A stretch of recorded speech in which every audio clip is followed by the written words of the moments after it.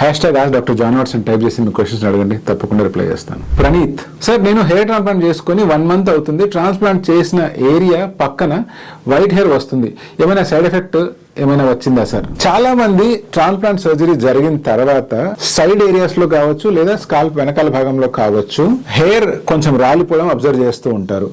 ఇది యూజువల్ గా shock loss అని అంటాము. అలా రాలిన వెంట్రుకలు మళ్ళీ కొన్ని రోజుల తర్వాత ఆటోమేటిక్ గా గ్రో అయిపోతాయి.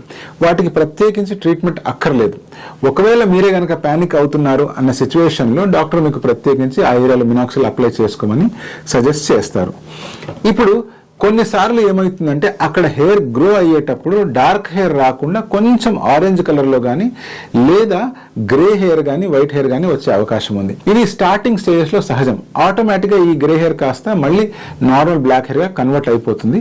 మీరు దీని గురించి స్ట్రెస్ తీసుకోవాల్సిన అవసరం లేనే లేదు. బట్ ఎందుకైనా మంచిది మీరు ఇమీడియట్ గా మీ ట్రాన్స్ప్లాంట్ సర్జన్ ని కలిసి దాన్ని ఒకసారి చూపించి ప్రాపర్ గా చెక్ చేయించుకోవడం మంచిది.